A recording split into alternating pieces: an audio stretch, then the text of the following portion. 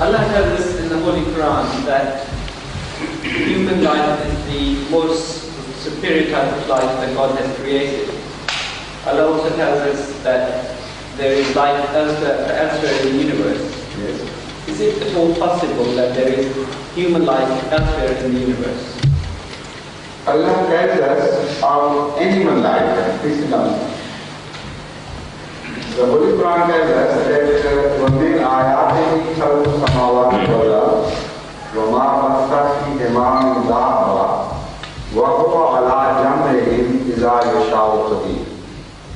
In this verse, so many things have been told of the future of man and the scientific development and his reach, that just this verse should be enough to convince the atheist that either you believe that Hazrat Muhammad Mustafa was himself a God, or you believe that there was another God telling him these things.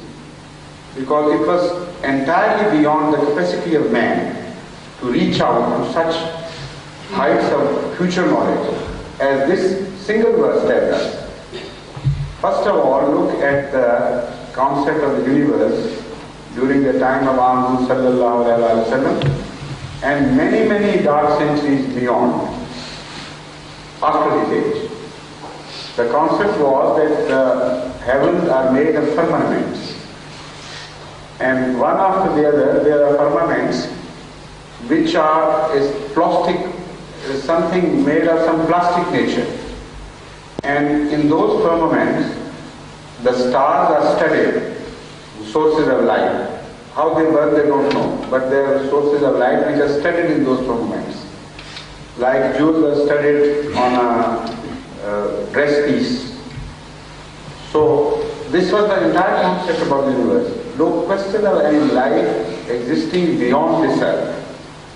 So first of all, the Holy Quran says, وَمِنْ آيَاتِهِ خَلْقُ السَّمَاوَاتِ وَالْأَرْضِ وَمَا بَثَّ فِيهِمَا مِنْ دَابَّةٍ. That concept of firmament is totally wrong. Because Allah has created life both here and in the heavens. And the word used for life is not a word applicable to angels or spiritual life of any sort.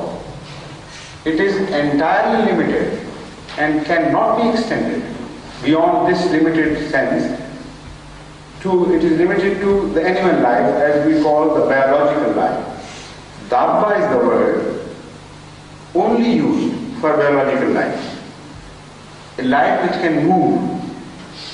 And the entire animal life can be described by one single word Dabba. And it is by no means applicable to angels or spiritual life. That is an important fact which has to be stressed. So Allah says the firmaments are not like you think, because in such a case there could not be any life beyond this earth. But Allah tells you that there is life. Secondly, it tells, Wallahu ala jam'ihim iza yasha'u qadir. That Allah is going to bring them together. Now this is something which man has not yet reached. Even the first part, now the second part was contained in the first part, that the heavens are not like this and the life is beyond. There are 2 points mentioned. So the people have so far reached, the man I should say has so far reached the first stage of it. They know the nature of heavens. They know that it is possible in the heavens for life to exist elsewhere. But as yet they do not know if there is life. It's only a conjecture, a mathematical question. But the Holy Quran has solved both these questions. And the secondly, if the scientists do discover ultimately that there is life beyond this earth, they are not at all sure if it is possible for the life of that planet and the life of this planet Earth to meet. Because even if that planet is one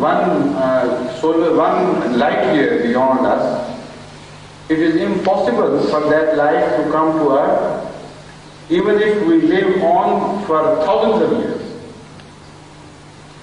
Because we can't travel on the shoulder of light, which travels at a speed of 186 miles plus per second.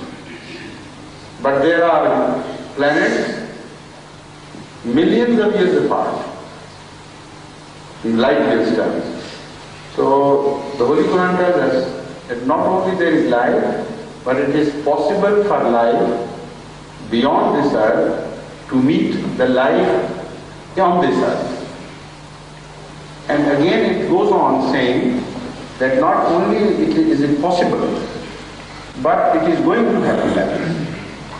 Because the word used is not in but iza. وَهُوَ عَلَى جَمْعِهِمْ إِذَا يَشَاءُ قَدِيرٌ means that when Allah will decide the time has come, He will cause both types of lives to get together on one platform. It's not in, which means if Allah wants. It says Allah will want, of course there is no question. But when He will decide to do it, it is up to Him. So everything has been mentioned in this verse, our future, which was impossible for man to conceive. But the nature of life, other than the fact that it could be animal life, we do not know. Maybe they are made of silicon, who knows? Maybe of some ethereal things. But the important thing about life is that it will be organized, it will be conscious. The most fundamental point about life is consciousness. So if consciousness can be created in machines of silicon and they can reproduce, that is life.